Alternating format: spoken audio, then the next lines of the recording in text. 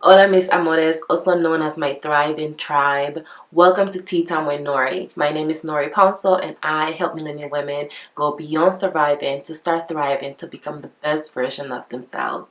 In today's video, I'm going to unpack the topic of forgiveness of self or self-forgiveness. I'm so excited to discuss this topic because it's something that I see a lot of my clients struggling with, and I've also struggled with in the past. And I know from just talking to friends and family and some of my tribe on social media that is something that we are all struggling with. So I wanted to make a video to discuss it in detail. So why don't we get started?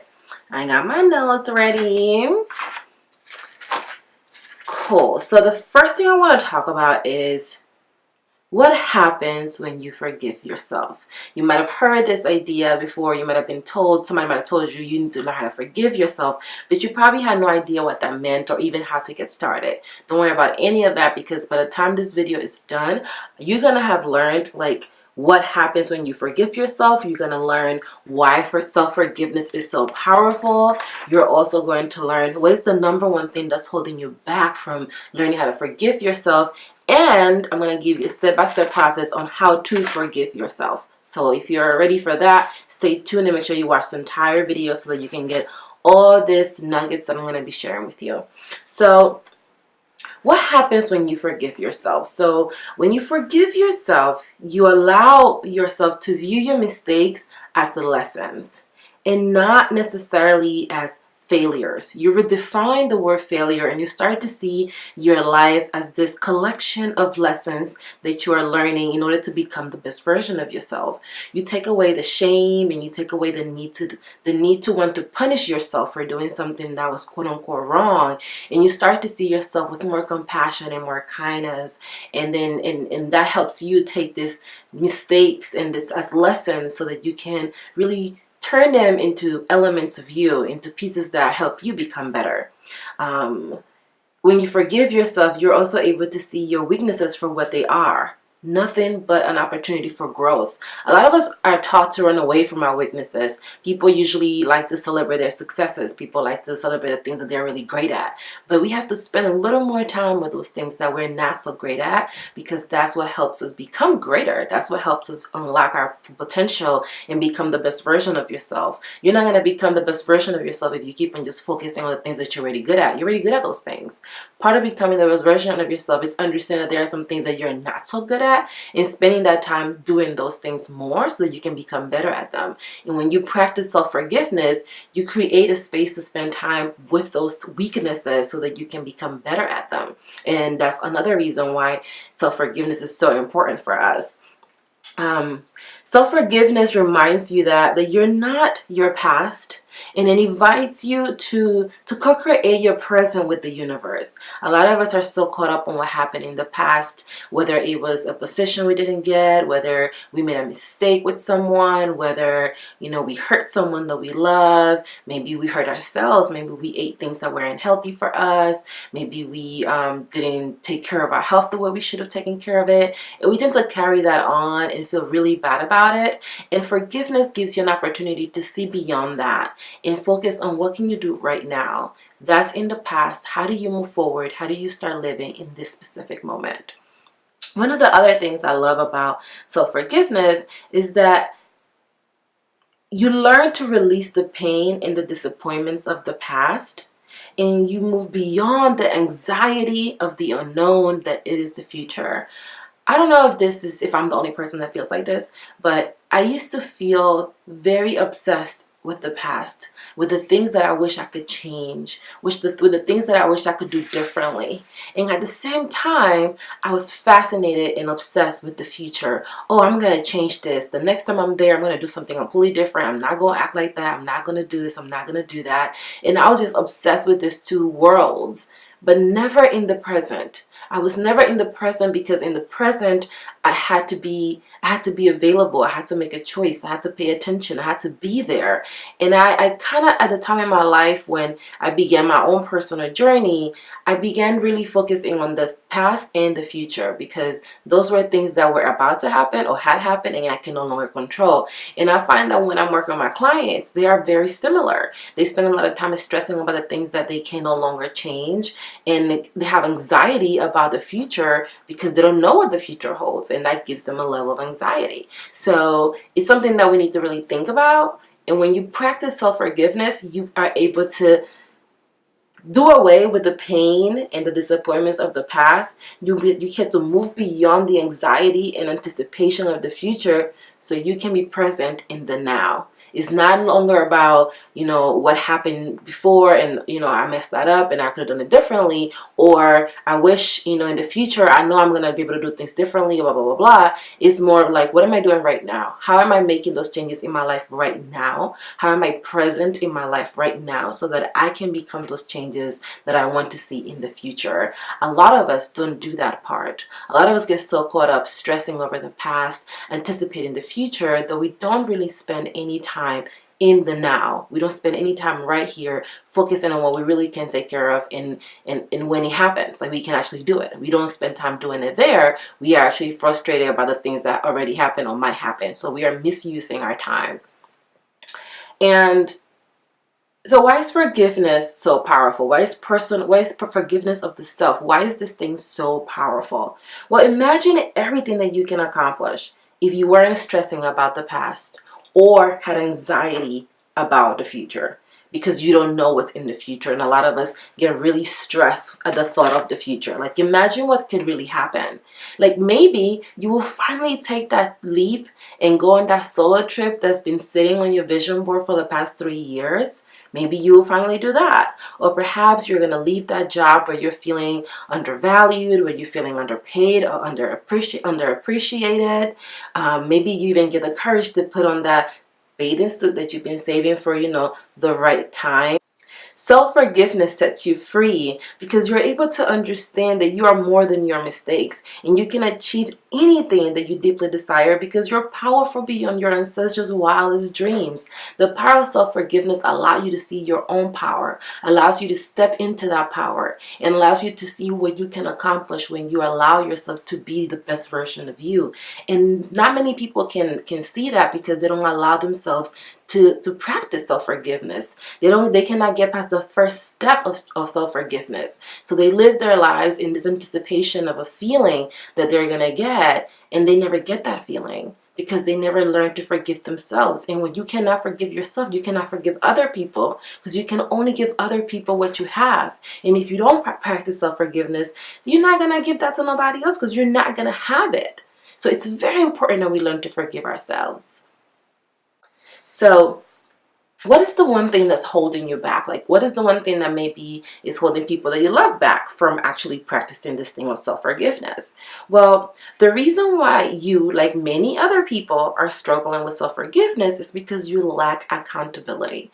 And when I use the word accountability, I'm referring to the accountability of yourself. You are not accountable to yourself. And as a result, you are not able to practice self-forgiveness. Now, you might be looking at me crazy like, Nori, what does self-forgiveness and accountability have to do together? Like, why are they on the same sentence? Well, let me explain.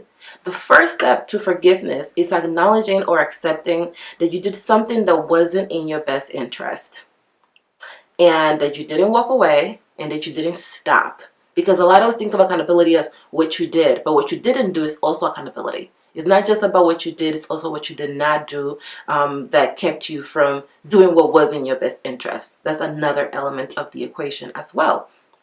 So if you don't see that, and you cannot admit that there was something wrong in your behavior or something that wasn't in your best interest in your behavior, you won't be able to forgive yourself because you won't see that there's something there to forgive. You're not going to see that that's a need, and you're going to ignore this need, and this actually is something that you need to do because you're feeling the pain of not having that self-forgiveness. But if you don't begin by acknowledging that there's something there to forgive, that you did something that wasn't in your best interest, you're not going to get that feeling. You're not going to be able to move to the next step. Now, When you acknowledge your behavior, you can learn to understand. You can begin to understand yourself and your situation, and you can see it for what it really is.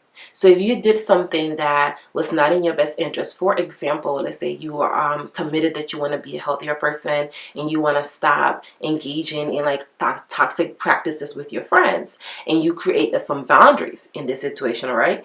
And let's say that at the first chance someone breaks your boundary and you allow them to break that boundary and you don't rectify that behavior, you need to forgive yourself for that, because you sent out a wrong message. You sent out the message that this boundary is not important to you, and it is important to you because that's why you said it in the first place, because you want to be someone that has these healthier relationships with their friends. So not forgive if you're not able to see your part, if you're not able to see that you did something there that wasn't in your best interest, you're going to struggle with forgiving yourself, because you're not going to be able to see where you went wrong, or where is it that you did the thing that you weren't supposed to do for you.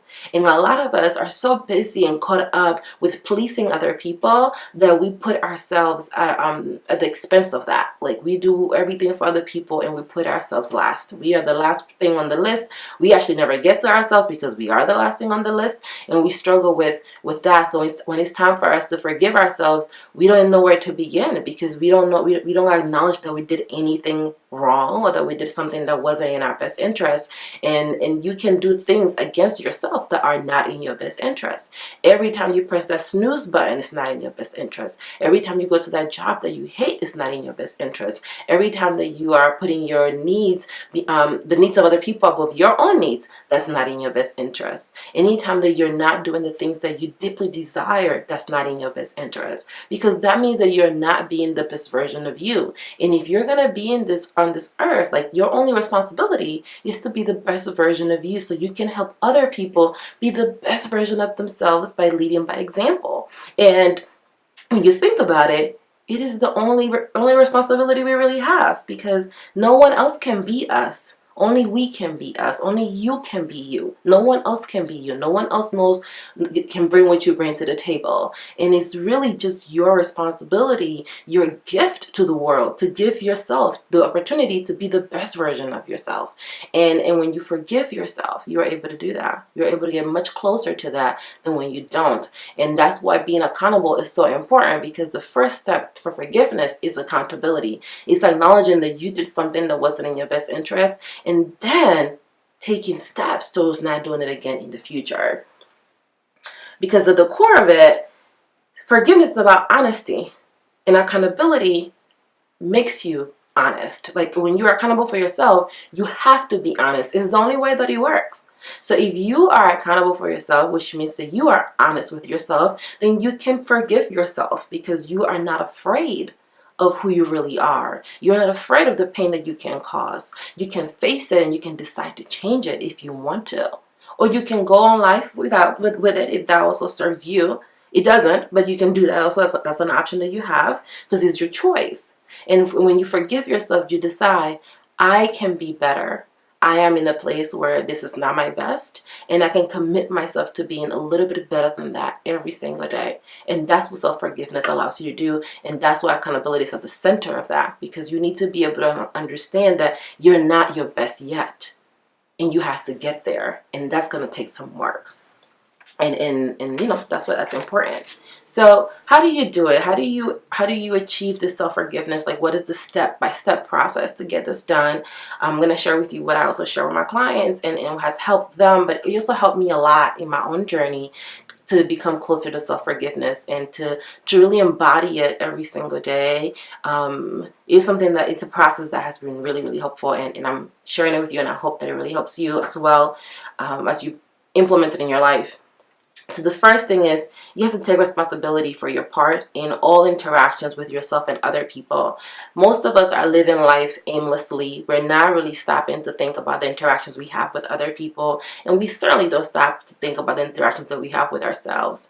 And you have to take a step back and take accountability for that and take responsibility for that. Like, anything that you tell someone, anything that, whether that person is you or someone else, understand that that's you. You are using those words. You are making those decisions, and that's how you are deciding to use your power. That's the first thing that you have to understand, that you are responsible and accountable for you. No one else but you.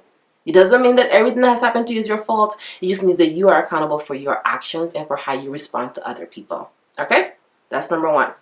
Number two, if you did something that wasn't in your best interest, you have to accept it and decide that you're going to change that behavior. A lot of us might think, well, I did something that wasn't in my best interest. Okay, I forgive myself. But we don't really decide to change the behavior. And if you are doing things that are not in your best interest and you're not changing the behavior, that's going to continue to put you in the same situation over and over again. If you say you want to be healthier, but you continue to eat unhealthy foods, you're not going to get healthier. What do you really want? Do you want to be healthy, or do you rather not be healthy? What is it that has the power? Is it your desire to be healthy that has the power, or the foods that you eat in that have the power? Or the pain that you are trying to hide with the food that has the power? You have to ask yourself what has that power, so that you can make a change or be or continue living your life in a aware way where you know exactly what's going on and you are okay with it. And that's really where we're trying to get here, is more self-awareness. So after you decide that you want to change your behavior, you have to realize that it's not enough to say with yourself with the words, I forgive myself. That's not enough.